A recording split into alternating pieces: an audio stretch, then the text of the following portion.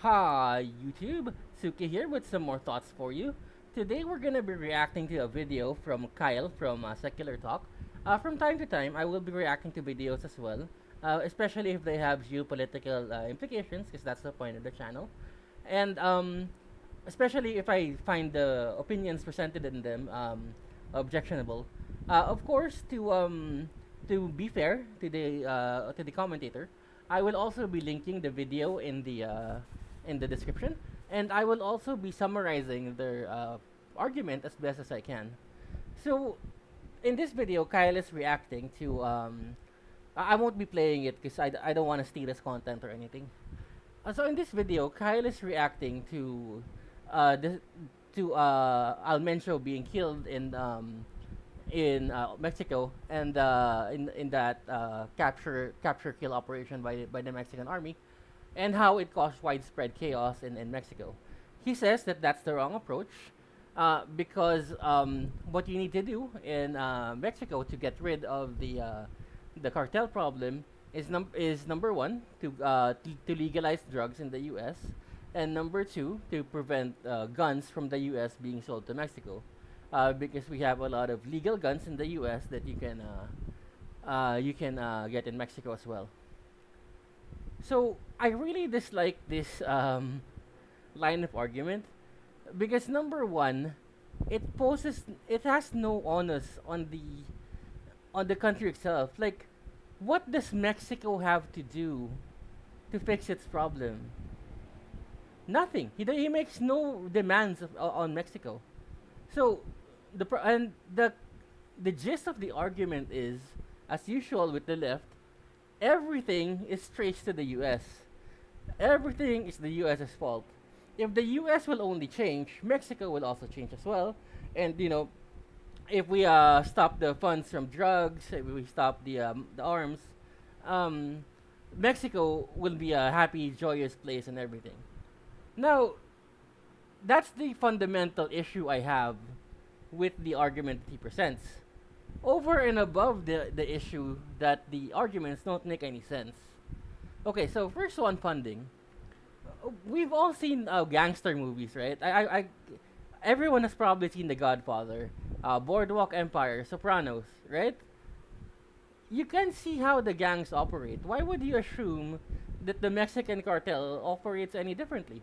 You see, like Clemenza or forgot Nucky, was it, or one of his underlings, collecting money from the flower shop, collecting money from the local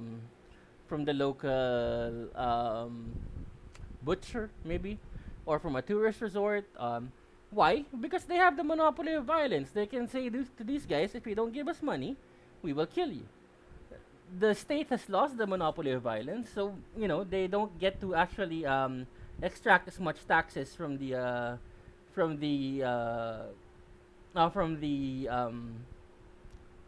the people as they can. So if you actually think about it, drugs.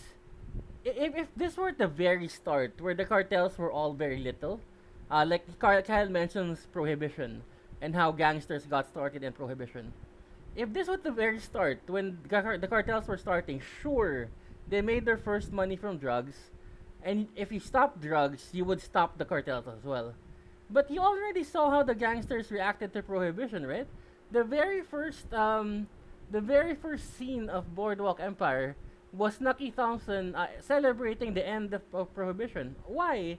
Because they had already divested themselves from the uh, alcohol trade. It still forms part of their income, yes, but they have so many other income streams now. So all these racketeering, all these protection funds, everything like that. Now, aside from that, some of them had drugs as well. In this case, so aside from that, they had prostitution, they had girls, they had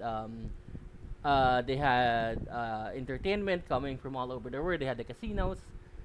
At this point, the cartels are so intertwined with the Mexican economy that if you buy avocados, if you buy Mexican cars, everything, um, everything already rises up to the cartels. So even if you were to shut down the U.S. drug trade, but you probably can't because there's always gonna be something that's illegal, and the cartels are gonna be supplying it. Um, the uh, the cartels will not run out of money. Now, if you're left it, you'll say like, well, let's just make everything legal, right? Are you telling me that there's absolutely nothing illegal in your country, in the country that you envision? There has to be something, and the cartels will supply it for you, especially since they have the roots inside the U.S. already. And if you're that permissive, you're probably gonna be an open borders advocate as well, even if you don't admit it. So the cartels are gonna be supplying illegal immigrants for you. So there's always something that the will supply.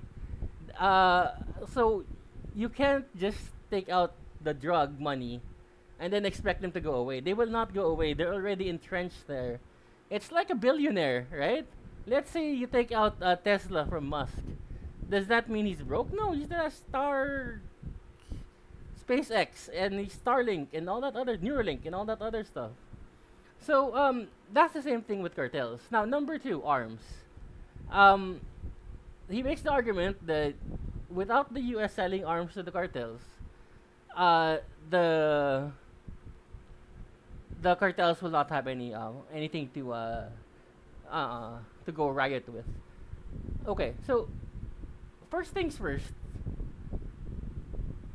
what weapons were the cartels using? The reports said that they had rocket launchers. Uh, the reports also said when you there were some older videos of cartel guys. They had Humvees, they had machine guns, they had other stuff like that. In in what world is like a rocket launcher or a mini tank legal in the U.S.? So they already have a means to get illegal weapons. Okay, all that would happen is if you outlaw some guns, is that you would make it a little bit more expensive for them because they'd have to acquire these guns illegally. Now, would it be that much more expensive? No. I want to while you're watching this or listening to me, maybe you want to take a look at an earlier video from the BBC. I think it was. They were interviewing the lions then in Palestine. I think it was Nablus or Tulkarem. If you look at or this might have been Al Jazeera.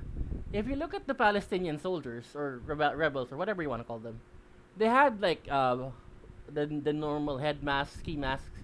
They had some sort of flak armor. They had some sort of automatic rifle.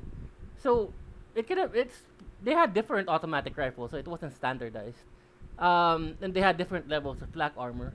But if the Palestinians can all afford to have automated rifles and all of that stuff with their level of income in that country, what more the Mexican cartels? The Mexican economy is like what, 11 trillion, something like that, and the cartels get a big portion of that because they own the entire thing. They get protection money from the entire thing. It's like an extra level of taxes.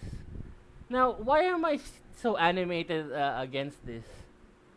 Because he's advocating for the Mexicans to do nothing, which means that the cartels will be left alone because it's too costly to go after them, and you just have to solve the problems in the U.S., which again will not solve anything because the problem is too entrenched already. So this means that the cartels pretty much, if we follow Kyle, the cartels will pretty much be there in perpetuity. Now, I offer the example of Bukele. And I have to say is, if you want to get rid of your criminals, you can get rid of your criminals. If Bukele can do it, you can do it too. The problem is, there is going to be short-term pain for long-term gain. And the Mexicans, understandably, don't want to do that. Kyle doesn't want them to do that either because it would look bad for them, and the U.S. would look better as a result. And this is not like limited to Mexico. Like Europe, Europe right now is saying that they need to rearm and blah blah blah blah blah blah, and they don't want to rely on the U.S. defensive shield, blah blah blah blah blah blah. But when it comes to like the budget, None of them are actually increasing their military budget. In fact, most of their parties are advocating for more social spending, which means you're actually going to be spending less on the military, which means you're going to be relying again on the U.S. Alrighty. So that is my critique on this video here. Please do like and subscribe if you find any value to this, and I will see you next time. Have a good day.